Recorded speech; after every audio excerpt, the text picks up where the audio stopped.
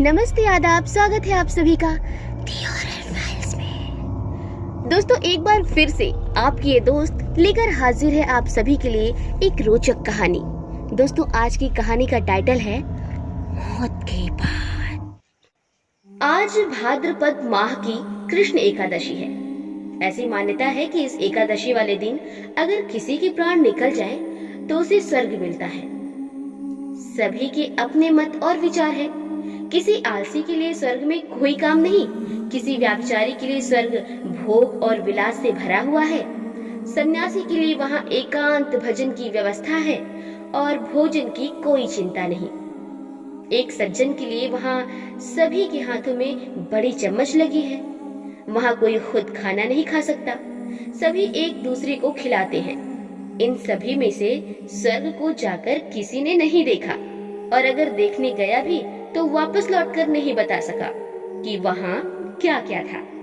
मानने वाले तो ये भी मानते हैं कि धरती पर ही स्वर्ग और नर्क दोनों है। कई लोग तो यहाँ तक भी मानते हैं कि स्वर्ग में सुंदर स्त्रियां हैं। 80 साल के पंडित दीनदयाल जी की स्वर्ग जाने की इच्छा दिन ब दिन बढ़ती जा रही है। वो मरना तो नहीं चाहते, लेकिन यही संसार का नियम है, जो आया है उसे तो जाना ही है। ये धरती भी उनके लिए स्वर्ग से कम नहीं। यहाँ वो ईश्वर की तरह रहते हैं। किसी की क्या मजाल जो कोई उन्हें छू दे या अपशब्द तक बोल दे। वृद्ध पंडित यूं भी अधिक सम्मान के लायक समझा जाता है। उस पर भी अगर वो पंडित किसी मंदिर का पुजारी हो, गेरुआ वस्त्र पहनने वाला, जनेऊ धारण करने वाला और दिन में 3 बार रामायण पढ़ने वाला हो, जिसके पैर हर आने जाने वाला आदमी छूता हो।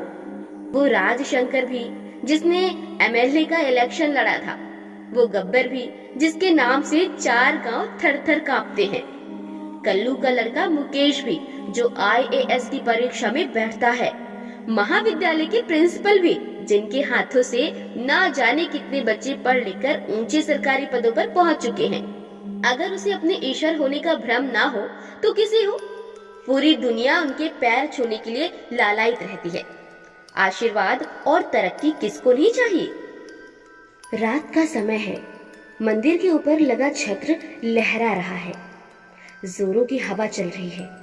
मंदिर के सारे कपाट बंद हो चुके हैं और मंदिर का वो कमरा भी जिसमें पंडित जी आजकल सोते हैं। पहले वो घर चले जाया करते थे, लेकिन अब दिन ब दिन उनका ये भ्रम बढ़ता जा रहा है कि बस कुछ ही दिन और है, फिर वो ईश्वर की उपाधि ले लेंगे। वो अपने आगे किसी को कुछ नहीं समझते। आज ही पत्नी से झगड़ा हुआ क्योंकि उन्होंने उन्हें खाना अपने बाएं हाथ से परोस दिया। बस इसी पर वो भड़क गए। उनके नियम, कायदे, कानून पालन करते करते पंडिताइन भी थक चुकी हैं। खाना अलग से बनाया जाता है। वो किसी के साथ बैठकर खाना नहीं खाते। उनका खाना बनाने से पहले रसोई साफ की जाती है। और खाना बनाने वाली औरत ऐसी होनी चाहिए जो अपनी माहवारी के चक्र से बाहर निकल चुकी हो। कोई कन्या तो क्या ही बना पाएगी, क्योंकि घर पर कोई कन्या है ही नहीं। तो सारी जिम्मेदारी पंडिताइन के ऊपर आ चुकी है। वो अब रोज रोज के नाटक से परेशान हो चुकी हैं। इसलिए आज जमकर बहस हुई और मंदिर में रखी एक चूल्हे की गैस पर ही पुजारी जी ने अपने लिए आलू का थोड़ा हलवा बना लिया। आज व्रत जो ठहरा, उसे खाकर वो जमीन पर बैठ रामायण का पाठ कर रहे थे। तभी उन्हें एहसास हुआ कि उनकी खिड़की से कोई झांक रहा है। रामायण पढ़ते पढ़ते उन्होंने नजर उठाकर उसे देखा। 10-11 साल का बालक। पूरे गांव में उनका इतना खौफ है। बच्चा समझ गया कि वो रामायण पढ़ रहे हैं तो उसे बीच में बोलकर अपनी बात नहीं रखनी है। वो चुपचाप खड़ा होकर उनके पाठ खत्म होने का इंतजार करता रहा, जबकि उसके चेहरे पर बहुत ही जल्दबाजी दिख रही थी, जैसे कोई बात वो जल्दी से जल्दी कह देना चाहता है। लेकिन फिर भी वो चुपचाप खड़ा बस पंडित जी को देखता रहा। पंडित जी ने एक बार और घूरकर काट खाने वाली नजर से उसकी तरफ देखा और फिर अपना पाठ करने में व्यस्त हो गए। पाठ करते करते पंडित जी सोच रहे हैं कि ये तो नीचे वाले टीले से आया हुआ लगता है। रंग काला है, जाने किस जात का हो।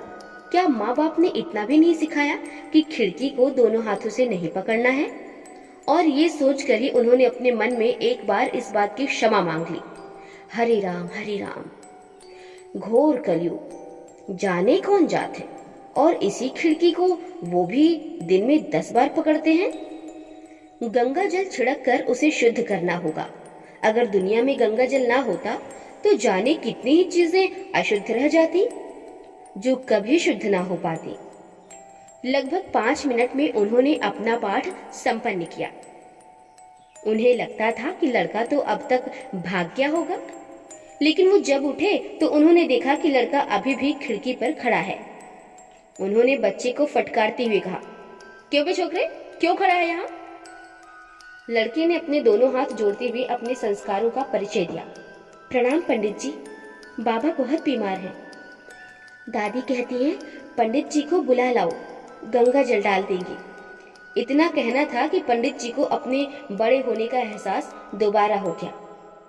उन्होंने कहा, जाओ यहाँ से, हमारे सोने का समय हो गया है, सुबह आना। उनके मन में एक विचार कौंधा, ऐसी कौन रात के समय भागता दौड़ता किसी के मुंह में गंगा जल डालने के लिए जाता है? ना कोई दान, ना कोई दक्षिणा। और तभी उन्हें याद आया कि सुबह एमएलए के घर हवन के लिए जाना है। पिछली बार 1100 रुपए दक्षिणा में मिले थे, इस बार अवश्य कुछ ज्यादा मिलेंगे। और अचानक उन्हें अपने कमरे के कोने में रखा हुआ कूलर दिखाई देने लगा। क्या ठंडी हवा आती है उसकी। अगर उसे अपनी खाट के सामने रख लिया तो समझो कि स्वर्ग में सो रहे हैं। वो मन ही मन कल्पना में खो गई। अभी कल्पना से अच्छी तरह बाहर भी नहीं निकले थे कि उनकी नजर दोबारा खिड़की पर पड़ी। वो अभी भी वहीं खड़ा था। कहा ना जाओ यहां से, अम्मा से कहना पंडित जी कल आएंगी। लड़का भाग गया। वो अपने कमरे में गंगा जल की बोतल ढूंढने लगे। खिड़की को भी तो शुद्ध करना था। खिड़की पर गंगा जल छिड़कने के बाद वो अपने बिस्तर की ओर बढ़े। वो थोड़ा पलंग पर झुके और गौर से चद्दर को देखने लगे। कहीं कोई कीड़ा मक्खी, कोई जीव जंतु तो नहीं जो उनके नीचे आकर बेचारा बेबस मारा जाए। जीव हत्या पाप है और पापी को स्वर्ग नसीब कहाँ। लेकिन चद्दर पर कुछ नहीं था। उन्होंने अपना एक पैर ऊपर किया और बिस्तर पर रख दिया। वह दूसरा भी ऊपर करने वाले थे। उससे पहले ही खिड़की से दोबारा आवाज आई, पंडित जी। पंडित जी ने नजर उठाकर खिड़की की तरफ देखा। वही लड़का दोबारा आ चुका था। इससे पहले वो खिड़की को छूता, पंडित जी ने उसे टोकते हुए कहा, खबरदार, खिड़की मत छूना, अभी शुद्ध की है। उसने दोबारा कहा, पंडित जी, दादी कहती हैं दक्षिणा भी देंगी, पूरे 500 रुपए। पंडित जी की आंखें चकाचौंध हो गई। प्रस्ताव ही ऐसा था। मंदिर में रहते हुए चढ़ावा आता जरूर था, लेकिन फल फूल कोई धोती दे गया, कोई स्वापी दे गया। लेकिन रुपए मिलना तो तभी हो पाता था जब कहीं भोज का निमंत्रण हो, कोई हवन हो। तभी उन्हें याद आया कैसी चमकदार घड़ी थी जब पिछले दिनों शहर गए और बाजार से निकलते हुए उन्होंने घड़ी वाले की दुकान पर देखी थी, जैसे चमकती हुई सिर्फ पंडित जी को ही बुला रही हो। वो थोड़ा रुक गए थे। रुक यूं ही नहीं गए थे, वो अपने मंदिर में लगी रुकी हुई घड़ी का सेल मांगने के लिए काफी देर तक उसकी दुकान पर खड़े रहे और उस घड़ी को घूरते रहे। अब भोग विलास की चीजों को बेवजह रुककर पूछा भी तो नहीं जा सकता। पंडित होने की अपनी अलग मर्यादाएं हैं। छवि धूमिल होने में कितना समय लगता है जो बरसों की मेहनत से उन्होंने बनाई है। दुकानदार सेल निकालकर उन्हें दे ही रहा था कि पंडित जी ने पूछ लिया, ये घड़ी कितने की है?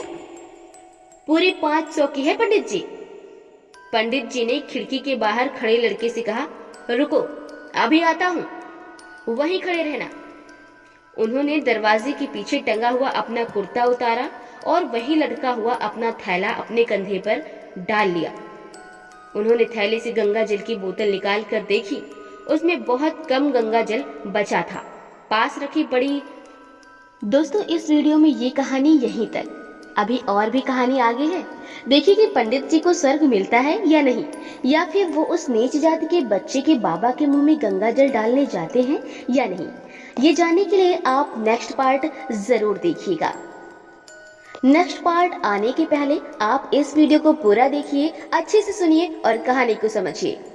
जल्द ही हम लेकर हाजिर होंगे आप सभी के लिए मौत के बाद कहानी का पार्ट 2। तब तक आप सभी देखते रहिए